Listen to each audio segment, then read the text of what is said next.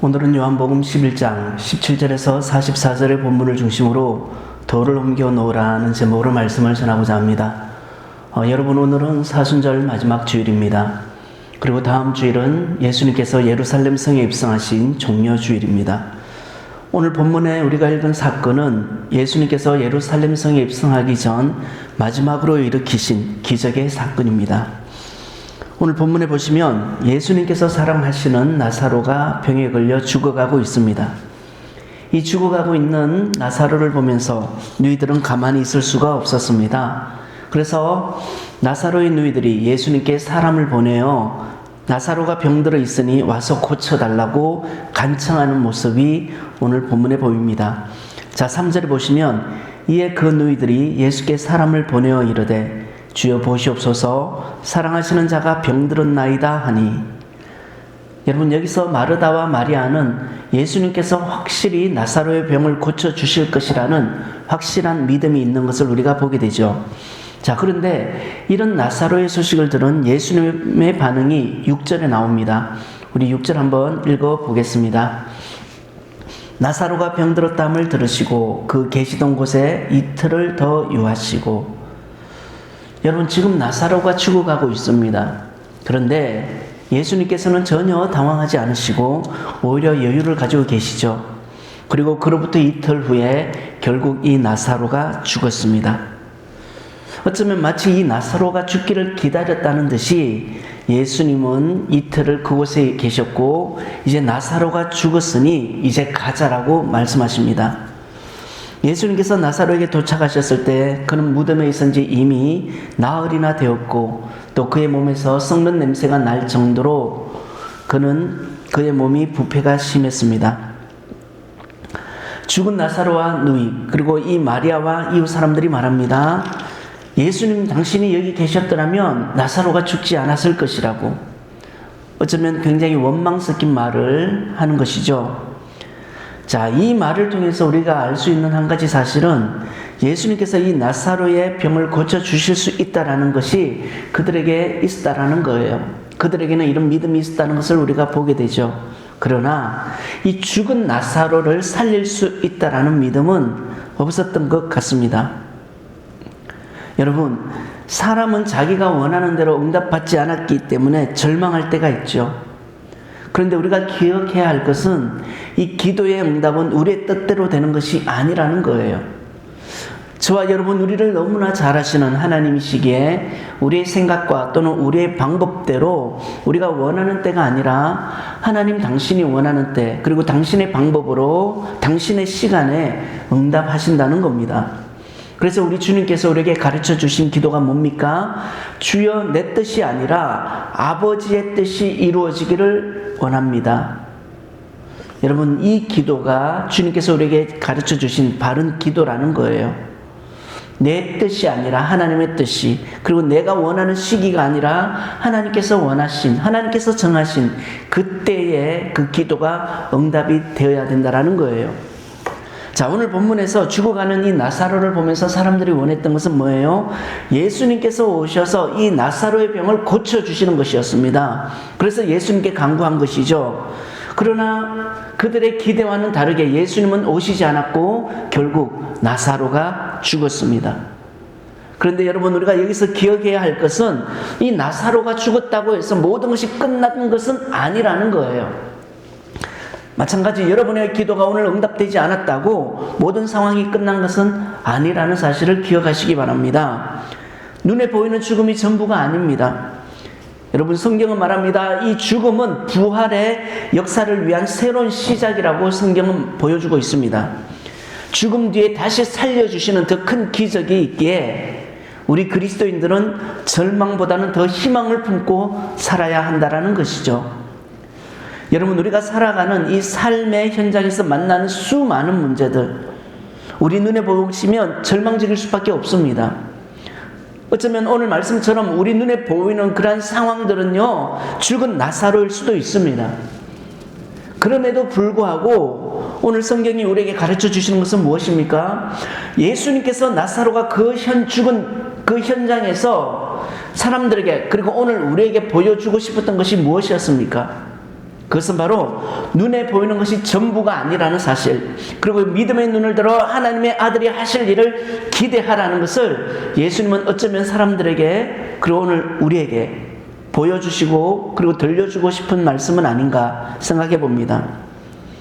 여러분, 아브라함의 눈에 보이는 것은 자신의 충성된 종 엘리에셀 그리고 하갈에게 얻은 이스마엘이 전부였어요.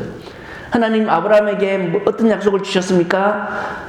독자를 주겠다, 내 아들을 주겠다라고 약속하셨는데 그 약속이 지금 당장 이루어지지 않으니 이 아브라함 입장에서는 조바심이 생겼습니다.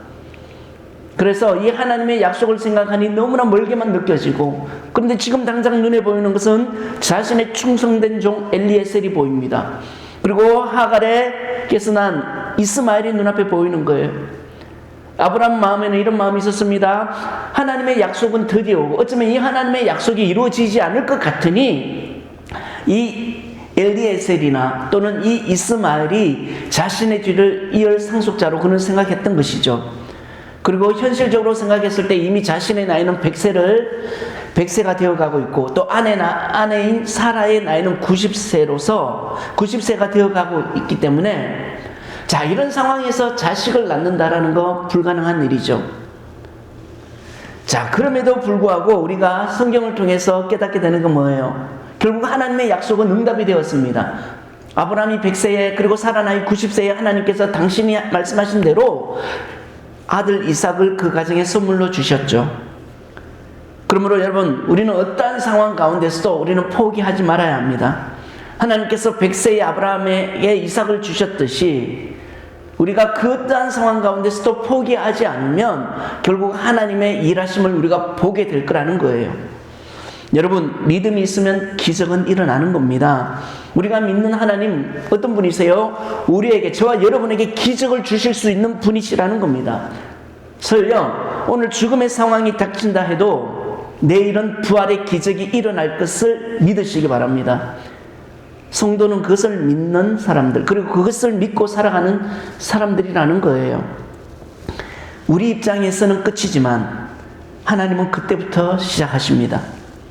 여러분, 오늘 말씀에도 보세요. 이 나사로의 죽음 앞에서 아무것도 할 수 없었던 사람들이 절망한 그 순간에 비로소 하나님께서 일하기 시작하십니다. 여러분, 성경에서 하나님의 역사가 언제 일어났습니까? 모두가 절망하고 더 나아가서 그 어떤 것도 할 수 없는 그 상황 가운데, 그때에 모든 사람들이 포기한 그때에 하나님께서 하나님의 일을 하기 시작하셨음을 여러분들 기억하시고 믿으시기 바랍니다. 오늘 말씀에서 나사로의 죽음 앞에서 사람들이 눈물을 흘릴 때 예수님께서 말씀하십니다. 어떤 말씀을 하십니까? 돌을 옮겨 놓으라. 여러분, 죽은 나사로를 살릴 수 있는 분은 예수님이시지만 그 무덤을 막고 있는 돌은 그들이 치워야 합니다. 우리가 하나님의 기적을 보기를 원한다면 우리의 무덤을 막고 있는 그 돌을 직접 치워야 한다는 거예요. 무덤을 막고 있는 돌을 치워야 나사로가 다시 살아날 수 있죠. 삶을 막고 있는 돌을 치워야 우리는 부활의 기적을 경험할 수 있다는 거예요. 여러분, 예수님께서 오늘 우리에게도 동일한 말씀을 주십니다. 돌을 옮겨 놓으라고 말입니다. 여러분, 무덤을 막고 있는 이 돌을 옮길 수 있는 능력 그렇게 어려운 거 아닙니다. 우리가 이것은 충분히 할 수 있는 일이라는 거예요. 비록 내 힘이 부족하다면 옆에 사람 또는 두세 명의 힘을 합치면 그 무덤 앞을 막고 있는 돌 충분히 옮길 수가 있습니다. 자, 오늘 예수님께서 돌을 옮겨 놓으라는 이 말씀에 이 나사로의 누이 마르다의 반응이 39절에 나오죠. 39절에 보시면 예수께서 이르시되 돌을 옮겨 놓으라 하시니 그 죽은 자의 누이 마르다가 이르되 주여 죽은 지 나흘이 되었음에 벌써 냄새가 나나이다. 마르다가 말합니다. 예수님, 이미 나사로가 죽은 지 나흘이나 되어서 벌써 냄새가 납니다. 또 주변 사람들 어떻게 반응합니까? 어쩌면 이 마르다와 비슷한 반응하지 않았을까요? 어찌 죽은 자가 다시 살아날 수 있느냐? 여러분, 예수님께서 죽은 나사로를 살려주신다라는 이 믿음이 없으면요, 돌을 옮길 수 없습니다. 하나님께서 오늘 우리에게 돌을 옮겨 놓으라고 말씀하십니다. 그 음성을 듣지 못하는 사람도 있고 또 듣고도 순종하지 못하는 사람들이 있습니다. 그러면 오늘 우리가 이 본문을 통해서 우리가 한번 생각해 보길 원합니다. 돌을 옮기기 위해서 우리는 어떻게 해야 하는가? 첫 번째, 미리 포기해서는 안 된다라는 거예요. 미리 포기하지 말라는 겁니다. 여러분, 우리에게는 죽은 사람을 살릴 수 있는 능력이 없어요. 자신의 힘과 능력으로 문제를 해결하려다가 실패한 여러 경험들이 있습니다. 그렇기 때문에 우리는 우리 스스로 힘이 없고 능력이 없다는 것을 너무나 잘 알고 있어요. 그래서 연약하고 부족한 자신을 보면 믿음이 생기지 않고 때로는 인생을 가로막는 이 돌을 치우지 못하는 것이 오늘 우리의 모습이기도 하죠. 그런데 우리가 기억해야 할 것이 하나 있습니다. 여러분, 우리의 능력으로 우리 힘으로 죽은 나사로 살리는 거 아니라는 거예요. 우리는 방금 이야기했다시피 연약하고 또 무능하기에 이 죽은 나사로를 살릴 수가 없습니다. 기적을 일으킬 수 없어요. 그럼에도 불구하고 우리가 할 수 있는 한 가지가 있습니다. 비록 우리가 이 죽은 나사로를 살릴 수는 없지만 그 무덤 앞을 가로막고 있는 돌은 옮길 수 있다는 거예요. 우리가 기적을 경험하기에 앞서 우리가 해야 할 일은 우리 문제 앞에 놓여 있는 돌을 옮길 수 있다라는 사실, 확신, 그리고 믿음이 필요하다라는 거예요. 또 하나 우리가 생각해 볼 한 가지는 죽은 나사로를 보지 말아야 합니다. 여러분, 문제와 상황에 집중하면 돌을 치울 수가 없어요. 돌만 치우면 주님께서 이 나사로를 살려주실 텐데, 문제를 해결해 주실 텐데, 우리는 계속 죽은 나사로를 보면서 자꾸 혼자서 생각합니다. 죽은 지 나흘이나 지났다, 또는 나사로 몸에서 썩은 냄새가 나고 있다. 이런 죽어가는 또는 죽은 이 나사로를 보면서 자꾸 부정적으로 안 된다, 할 수 없다라고 생각하더라는 겁니다. 우리가 이런 생각하니 무슨 나사로가 살아나겠습니까? 여러분, 오늘 마르다의 반응 또는 마르다 주위에 있는 사람들의 반응, 절대 살아날 수 없다. 어쩌면 이 모습이 오늘 우리의 모습은 아닌지 모르겠습니다. 여러분, 우리가 인생을 살아가다 보면 우리 삶의 여정길에 성적표가 나오죠. 우리 아이들이 항상 이제 방학을 하게 되면 부모님에게 뭘 보여줍니까? 성적표를 보여주죠. 자, 성적표를 보여주면 누구나 다 그런 경험 하셨을 겁니다. 내 성적이 잘 나오면 얼마나 좋아요. 어깨에 힘이 들어가죠. 기분이 좋아요. 그런데 성적이 안 좋아요. 누구 말 맞다나 양가 양양가 뭐 이런 옛날에 수미양가로 매겼던 이렇게 양가 양양가, 양이 성적표에서 판을 치면 말 그대로 주눅이 들죠. 예. 어디 아이들 뿐입니까? 우리 어른들도 마찬가지입니다.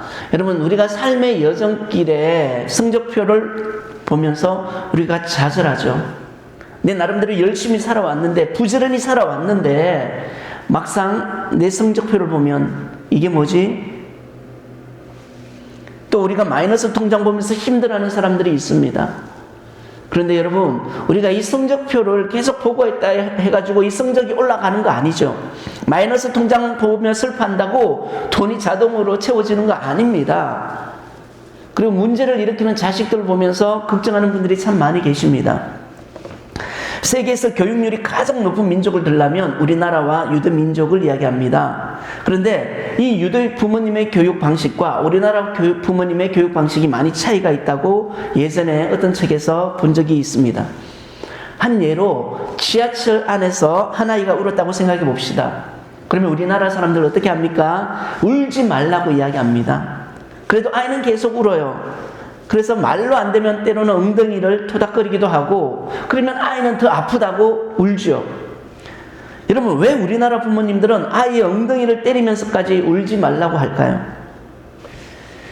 그때 아이를 때리거나 또는 아이를 달래는 이 부모님의 눈은, 부모님의 시선은 지금 아이에게 초점이 맞춰진 것이 아닙니다.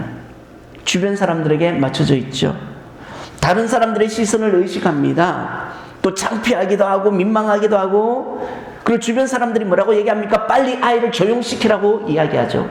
핀찬을 주니 빨리 이 상황을 벗어나기만을 간절히 바라라는 거예요. 반면에 이 유대 부모님들은 어떻게 교육을 하는가? 책에 이렇게 나옵니다. 아이가 울면 그 아이가 울 때까지, 다 울 때까지 그냥 놔둔다고 합니다. 그리고 그 아이가 다 울면 그때 아이의 눈을 보면서 왜 울었는지, 그리고 무슨 이유 때문에 그렇게 떼를 썼는지 물어본다고 합니다. 여러분, 이때 아이가 울 때 부모님의 시선은 다른 사람에게 맞춰져 있지 않습니다. 아이에게 고정되어 있습니다. 왜 이 아이가 울고 있는지, 왜 울 수밖에 없었는지. 여러분, 이것이 교육률이 높다라고 말하는 이 두 민족의 차이라는 거예요. 여러분, 우리는 어때요? 여러분, 우리는 삶이 힘들고 어려운 문제가 있으면 자꾸 우리가 그 문제에 집중해서 해결할 수 있는 방법을 찾아야 하는데 자꾸만 남의 시선을 의식한다라는 거예요. 의식하니 자꾸 자신의 연약하고 무능한 모습이 드러나죠. 그리고 이 모습 보면서 나는 안 돼, 때로는 나는 할 수 없다라고 이야기합니다. 여러분, 성경은 항상 우리에게 말씀하죠. 우리가 들어야 할 말이 있는데 그 말이 뭐냐 하면 나의 말도 아니고, 오늘 말씀에도 나오듯이 나의 말도 아니고 내 주변 사람들의 말도 아니고, 우리가 들어야 할 말은 오늘 나에게 주시는 그 하나님의 음성을 들어야 된다라는 거예요. 주님의 말씀을 들어야 된다라는 거예요. 성경이 말씀하고 있는 하나님의 말씀을 들어야 된다라는 겁니다. 그 음성을 들을 수 있는 그 은혜가 저와 여러분에게 있기를 주의 이름으로 축복합니다. 또 하나 우리가 기억해야 할 것은 사람의 말을 우리가 분별해서 들어야 된다는 거예요. 여러분, 사람들은 이 예수님이 소경의 눈을 뜨게 해주시고 또 병든 사람을 고쳐주셨지만 과연 죽은 저 나사로를 살릴 수 있을까? 이런 의문을 제기합니다. 그런 말을 들으면 또 우리가 또 깊은 고민에 빠져들게 되죠. 예수님으로 인해서 우리가 희망을 품었는데 주변 사람들의 말로 인해서 우리가 의구심을 품을 때가 있습니다. 그러다 보면 결국 도를 옮기지 못하게 되죠. 여러분, 내가 힘들고 어려울 때 가장 힘이 되어줄 수 있는 사람 누구예요? 바로 우리 가까이 있는, 나와 가까이 있는 사람, 바로 나의 가족이 될 수가 있고 친구가 될 수가 있고 또 교회에서는 교우가 될 수가 있고 또 직장에서는 직장 동료가 될 수가 있죠. 그런데 현실은 어때요? 오히려 나를 잘 안다라고 했던 그분들이 나를 더 힘들게 할 때가 많죠. 이유가 뭐예요? 방금 제가 말한 것처럼 내가 너를 잘 안다라는 거예요. 잘 알기 때문에 그 잘 아는 것으로 인하여 내가 너무너무 힘들더라는 겁니다. 내가 너를 오랫동안 지켜봤다라는 거예요. 여러분, 거대한 골리앗과의 전투 앞에서 그 다윗을 가로막고 방해했던 사람이 누구예요? 그의 형 엘리압이에요. 아버지 심부름으로 형 엘리압에게 왔는데 오히려 형 엘리압은 이 다윗을 야단치죠. 요셉이 하나님의 꿈을 꾸고 하나님이 주신 비전을 믿음 가운데 고백했을 때 그를 비웃고 그를 조롱하고 심지어 그를 죽이려고 했던 사람들 누구예요? 다름 아닌 그의 형제들이었습니다. 내가 처한 상황이 정말 절망적인데 주변에서 하는 소리가 더 절망적일 때 우리는 낙심하고 상처받고 또 시험에 들게 되죠. 그래서 또 도를 옮기지 못하는 경우가 있습니다. 여러분, 시편 42편 보시면 하나님을 믿지 않는 사람들로 인하여 시편 기자가 받는 고통에 대해서 이렇게 표현하고 있어요. 하나님이여, 사슴이 시냇물을 찾기에 갈급함같이 내 영혼이 주를 찾기에 갈급하나이다. 내 영혼이 하나님 곧 살아계시는 하나님을 갈망하나니 내가 어느 때에 나아가서 하나님의 얼굴을 배울까? 사람들이 종일 내게 하는 말이 내 하나님이 어디 있느냐 하오니 내 눈물이 주야로 내 음식이 되었도다. 네가 믿는 하나님 어딨냐? 이렇게 공격하는데 여러분, 이 말이 한 번, 두 번으로 끝나는 것이 아니라 종일토록 이야기했다라는 거예요. 하루 종일 볼 때마다 만날 때마다 이야기했다라는 겁니다. 그리고 그 고통이 얼마나 심하였는지 흘리는 눈물이 뭐가 됐다는 거예요? 오늘 말씀해 보니까 내 음식이 되었다라는 거예요. 그만큼 그는 너무너무 고통스러웠다라는 거예요. 여러분, 우리가 교회 나와서 신앙생활할 때 믿지 않는 사람들이 때로 우리를 공격할 때가 있죠. 네가 그렇게 기도하는데, 네가 그렇게 하나님 잘 믿는데 왜 너의 상황은 여전히 그대로냐는 거예요. 그렇게 그렇게 신앙생활 열심히 하고 하나님 말씀 잘 보고 예배 잘 드리는데 왜 너의 삶에 변화가 없냐? 너의 기도에 왜 하나님 응답하시지 않느냐라고 핀찬할 때가 있죠. 어쩌면 오늘 이 시편 기자가 흘리는 눈물 가운데 우리의 눈물이 있을 수도 있습니다. 그리고 10절에 보시면 내 뼈를 찌르는 칼같이 내 대적이 나를 비방하여 늘 내게 말하기를 내 하나님이 어디 있느냐. 여러분 우리가요 저도 그런 경험이 있는데 우리가 칼질하다가 살짝 우리가 살갗에 베어도 얼마나 아파요. 그런데 오늘 말씀해 보니까 이 칼이 이 살을 파고들어서 뼈를 찌른다는 거예요. 생각만으로도 너무너무 고통스럽습니다. 생각하고 싶지도 않아요. 그런데 오늘 말씀에 믿지 않는 자들이 믿는 나를 향하여서 공격할 때 이 뼈를 찌르는 칼같이 네가 믿는 하나님 어디 있어? 라고 이야기하는 게 너무나 고통스럽다라는 거예요. 그렇게 공격합니다. 자, 그런데 여러분 비록 내 눈물이 쥐하로 내 음식이 될 정도로 난 고통스럽지만 반전이 있습니다. 어떤 반전이 있어요? 11절에 보시니까 내 영혼아 내가 어찌하여 낙심하여 하며 어찌하여 내 속에서 불안해하는가. 너는 하나님께 소망을 두라. 나는 그가 나타나 도우심으로 말미암아 내 하나님을 여전히 찬송하리로다. 상황은 절망적입니다. 현실은 너무 힘들어요. 눈물이 마를 날이 없습니다. 그럼에도 불구하고 하나님이 시편 기자에게 주시는 말씀이 뭐예요? 감동이 뭐예요? 은혜가 뭡니까? 내 영혼아 내가 어찌하여 낙심하느냐는 거예요. 낙심하지 말라는 겁니다. 불안해하지 말라는 겁니다. 그러면서 어떤 말씀을 합니까? 하나님께 소망을 두라는 거예요. 그리고 그 하나님께 소망을 둘 때 비로소 하나님이 너의 입술에서 하나님을 찬양하게 할 것이다. 너희가 비록 하나님을 믿지 못하고 또 그 믿지 못하는 말로 나를 공격해서 내가 이렇게 비록 힘들어도 너는 하나님에 대한 소망의 끈을 놓아서는 안 된다는 거예요. 그리고 나는 이 소망의 끈을 놓치지 않겠다라고 그가 고백한다라는 거예요. 그리고 결국 원수들 앞에서 내가 하나님을 찬양하게 될 것이다. 여러분 누구나 다 장점과 단점이 있습니다. 우리가 누군가를 존경하고 좋아해서 따르다가도 한순간 그 사람에게서 보이는 단점 때문에 실망하기도 하고 때로는 그 사람으로 인하여 우리가 배우기를 포기하는 경우가 있지요. 여러분 우리가 누군가를 뛰어넘는 사람이 되려면 우리가 단점을 보고 판단하기보다는 그의 좋은 점을 발견해서 자기 것으로 만들려고 하는 노력이 필요하다라는 겁니다. 우리가 잘 아시는 이 엘리사는 엘리야를 10년 넘게 따라다녔어요. 여러분 누군가를 따라다닌다는 것은 우리가 존경하고 좋아하기 때문만은 아닙니다. 그로 인하여 뭔가를 배울 게 있다는 거죠. 배우고 싶은 마음이 있기 때문에 그렇게 오랜 시간 따라다니는 겁니다. 그런데 존경하는 사람이라고 해서 다 좋은 점만 보이는 거 아니죠. 엘리사는 10년 넘게 엘리야를 따라다니면서 스승의 단점과 장점을 다 볼 수 있었습니다. 그러나 이 엘리사는 이 스승의 장점을 보면서 그를 뛰어넘기를 원하였다라는 거예요. 엘리야는 하늘로 승천하기 전에 엘리사에게 내가 내게 무엇을 해주기를 원하느냐라고 물었을 때에 엘리사가 말합니다. 선생님이 가지신 능력의 배를 내게 주십시오. 야, 이 엘리야 입장에서 보면 굉장히 괘씸할 것 같아요. 엘리야 입장에서 내가 너에게 뭘 주기를 원해? 그러면 나 선생님과 똑같이 되기를 원합니다 해도 기분이 나쁠 수도 있어요. 저 같으면 나쁠 수도 있겠어요. 그런데 이것을 뛰어넘어서 선생님보다 더 뛰어난 선지자가 되기를 원합니다 그러면 엘리야 되게 기분이 안 좋을 것 같아요. 자, 이런 엘리사에게 엘리야가 이렇게 말합니다. 열왕기하 2장 10절에 보시면 내가 어려운 일을 구하는도다. 그러나 나를 내게서 데려가시는 것을 내가 보면 그 일이 내게 이루어지려니와 그렇지 아니하면 이루어지지 아니하리라. 엘리야도 부담이 됐나 봐요. 여기 보니까 내가 어려운 일을 구한다. 이 부담된다라는 거예요. 내가 어려운 일을 구하는도다. 그런데 중요한 것은 이 말씀입니다. 나를 내게서 데려가시는 것을 너가 보면, 이 말은 곧 바꿔 말하면 쉽게 말하면 이거예요. 너는 나를 뛰어넘을 수 있다라는 겁니다. 너는 나를 결국 뛰어넘게 될 거라는 거예요.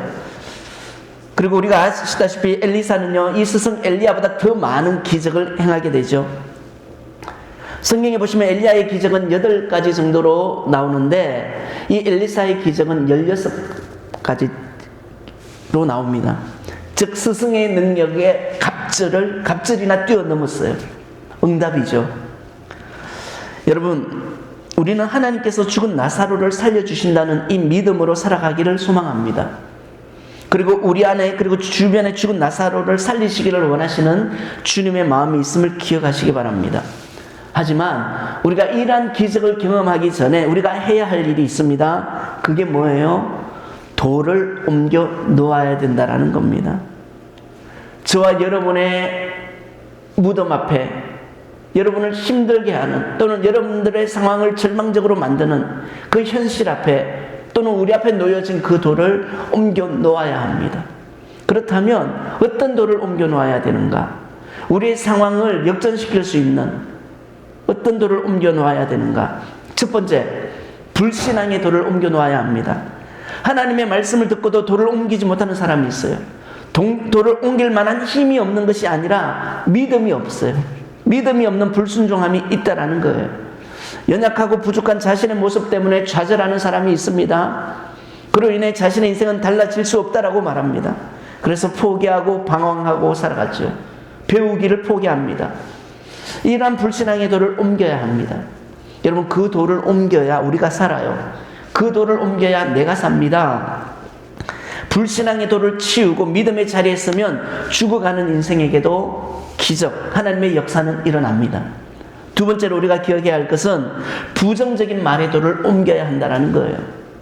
많은 사람들이 하나님의 은혜, 하나님의 기적을 경험하지 못하는 이유 중에 하나가 뭐냐 하면 너무나 부정적이고 소망 없는 말들을 많이 하고 있다는 거예요. 여러분, 이 말이라는 것은 자신의 생각과 자신의 마음이 밖으로 드러나는 거죠. 다른 사람들에게 표현되어지는 겁니다. 긍정적인 말에 힘이 있다는 것을 잘 알고 있음에도 불구하고 우리도 모르게 자꾸 우리 입에서 자꾸 부정적인 말들이 나온다라는 거예요. 우리가 자녀를 사랑합니다. 자녀를 사랑하기 때문에 이 자녀를 위해서 위로도 하고 격려도 하고도 하면 우리 아이가 정말 좋아하고, 때로는 이 아이가 바르게 자랄 것을 우리가 잘 알매도 때로는 우리가 아이들에게 해서는 안 되는 말들을 할 때가 있죠. 상처 줄 때가 있습니다. 우리는 여러분, 가나안 땅을 눈앞에 두고 바람 광야에서 12명의 정탐꾼의 말을 들은 이 10명의 정탐꾼과 이 여호수아와 갈렙이 2명의 정탐꾼의 말을 들은 사람들의 결말, 우리가 잘 알고 있죠. 바로 말의 영향력이라는 거예요. 세 번째, 우리가 또 기억해야 할 것이 있습니다. 우리가 옮겨야 될 돌은 분노의 돌을 옮겨야 합니다. 오늘 우리가 살아가는 이 시대는 분노 조절 장애가 많은 사람들이 살고 있다라고 얘기합니다. 사실 지금 최근에 일어나는 사회 각종 범죄들, 또 그 가운데 끔찍한 살인사건들의 공통점은 자신의 분노를 조절하지 못해서 일어난 사건이라는 거예요. 여러분, 분노하고 또 미워하는 마음이 있으면 하나님의 말씀이 들어가기 쉽지 않습니다. 용서하지 못하는 상처, 마음의 쓴뿌리, 여러분, 이 쓴뿌리를 가지고 살면 자신도 괴롭지만 또 자신 주변에 있는 주변 사람들도 힘들고 어렵게 할 수 있다는 것을 우리는 기억하셔야 된다는 겁니다. 마지막으로 우리가 또 하나 옮겨야 될 돌이 있어요. 게으름의 돌입니다. 이 게으름의 돌만 치우면 잘 될 인생들 정말 많은데 우리가 그것을 또 잘 알고 있음에도 불구하고 이 게으름의 돌을 치우지 않고 사는 사람들이 있죠. 좀 더 자자, 좀 더 놀자. 여러분, 좀 더 자고 좀 더 놀고 싶은 것은 의지가 약하기 때문이죠. 그러므로 우리는 이 게으름의 돌을 버리기로 결단해야 합니다. 여러분, 우리 신앙생활도 부지런해야 합니다. 그래서 로마서 12장 11절에 뭐라고 얘기합니까? 부지런하여 게으르지 말고 열심을 품고 주를 섬기라. 오늘 말씀에도 주님 우리에게 말씀하십니다. 너의 문제 앞에 있는 게으름의 돌은 네가 직접 치워라. 그러면 나는 너의 인생에 이 나사로의 기적을 경험하게 해주겠다. 이 음성을 들을 수 있으면 좋겠습니다. 여러분, 이제 말씀을 마무리하겠습니다. 하나님께서 오늘 우리에게 요구하시는 것은 돌을 옮기는 작은 순종입니다. 예수님께서 베드로를 강제로 끌고 가지 않으셨어요. 다만 나를 따라오너라라고 요구하셨습니다. 마찬가지입니다. 여러분, 따라가는 것은, 예수님의 말씀을 믿고 순종하고 따라가는 것은 여러분이 결정해야 할 일입니다.